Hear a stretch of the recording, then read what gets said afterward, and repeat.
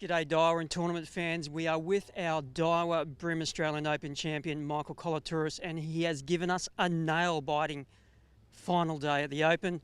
3-day tournament, 2 days on the harbour. Yesterday, day 2 of the Hawkesbury. Michael, you have brought the juice. It's been a long time. The golden goose, you got it today. Yeah. I'm over the moon. I had a really big day today. I needed to come back with a big bag. I think Jamie had a kilo lead on me. So I hunted him down and I got that kilo lead, and I managed to get a stonker right at the end of the day. All right, let's not talk about that big guy just yet. Let's talk about the first 2 days. Day 1 on the harbour, what did you do? Day 1 on the harbour, just traditionally docks, pontoons, boat hulls, nasty pylons. It's a real structure fishery. So targeted those areas on the first day, lost a lot of big fish, only came back with a reasonable 3.4 kilo bag, and yeah, just throwing crab imitation. So cranker crabs and gulp crabbies seemed to be the standout lure, and that's pretty much all I used all weekend. Now, where were you positioned after day 1? Day 1 I was in 5th position. Yeah. And how did you feel heading into day 2, New Waterway, Hawkesbury? Yep. Is it a location that you have a fond affection for? Absolutely love the Hawkesbury. I only live walking distance to the water in the harbour here, and I prefer the Hawkesbury any day over the harbour. I know a lot of big fish spots there, and day 2 was a very good day for me. I think I managed to get 4 kilos on day 2. Lost some absolute giants as you do. There's so many big fish there. So yeah, and Hawkesbury was same thing, throwing crabs, and also throwing the old school squidgy bloodworm 100mm wriggler.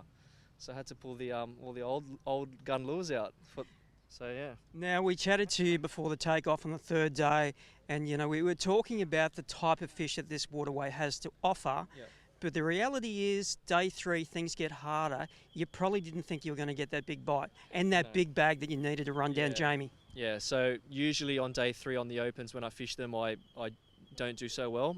I come back with low 3 kilo bags, and it's not what you need. If you want to take out an Oz Open event, as we've seen with all previous events, you need to come back with minimum 4.5. Yeah, managed to get that today with I think 4.7 kilos. So. All right, now run us through the final day. How did it play out for you? Yep, so made a really good decision in the morning to go fish some really gnarly docks and structure and stuff, and it paid off well. Like I think most of my bag I had in the morning were all over 30 forks, so it was a real good start to the day. And then from there, just slowly spot hopped around and got slow bites and fishing, everything I could basically, and getting a few centimetre upgrade every time. And yeah, so it was just a really good start and a really good decision to begin with. And then we crossed and we did our live. I think it was about midday. You were coming towards the end of a spot that you were fishing, and you were making a move. Yeah. It was an important move, wasn't it? Very. So when you jumped on the phone with me, you asked me how far our next spot was, and the fact that you said that you were going to stay on the phone and watch me drive to my next spot, I actually changed in my head the spot where I wanted to go to. So I made a call to go to the Lane Cove because I knew it was no more than 5 minutes. Anyway, so we raced over to Lane Cove, went into one of the bays there.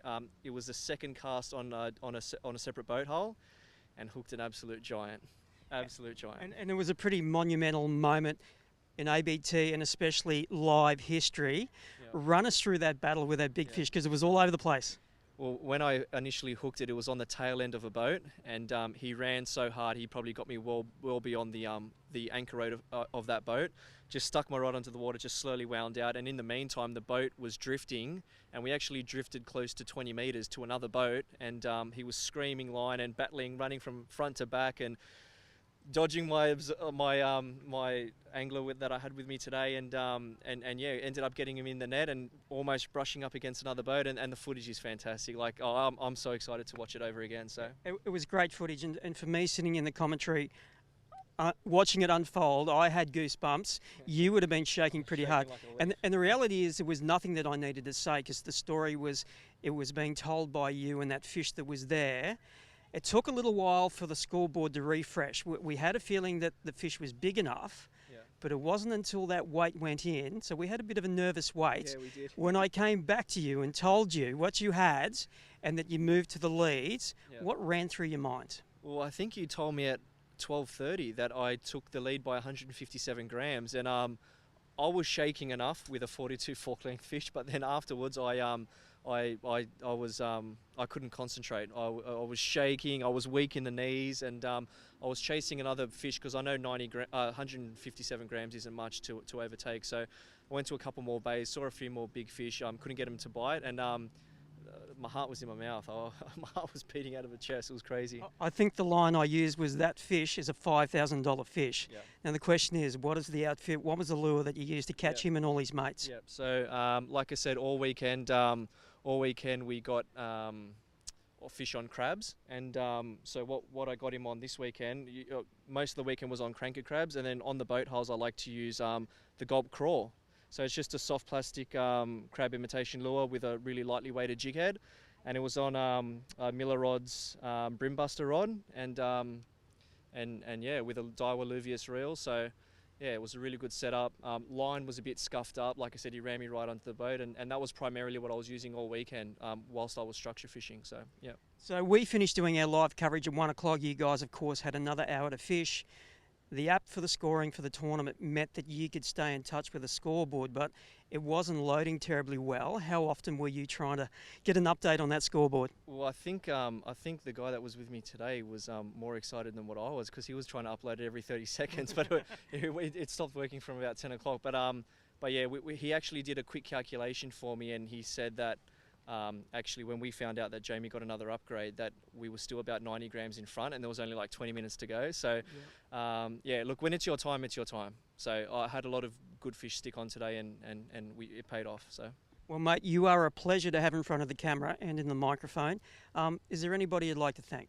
Yeah, so massive thanks to Daiwa for sponsoring this event, or like yourself and all the crew in the back end, in the head office that were doing all the media coverage, all the guys turning up in the morning to take the photos. Massive hats off to Daiwa. Thank you so much. Also ABT for running this event, all the anglers for turning up, and big thanks to my wife for letting me get away to do a week's worth of fishing. So. My pleasure, mate. Very popular winner. Folks, there we are, our 2021 Daiwa BREAM Australian Open champion, Michael Colotouros.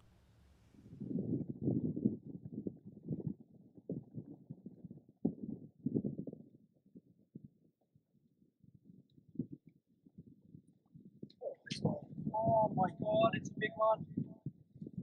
Come on, please, please.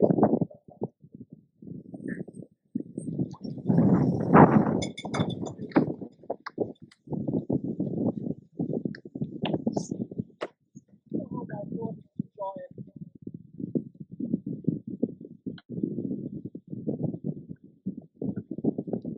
Oh my God, oh, the boat. Watch out, watch out. Oh, watch out. Oh, shit. Oh my God. Oh my God. Oh my God. Oh my God.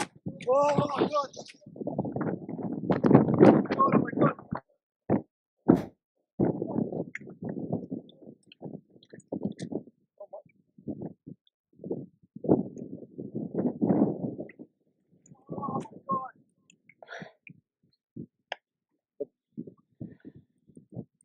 Big fish.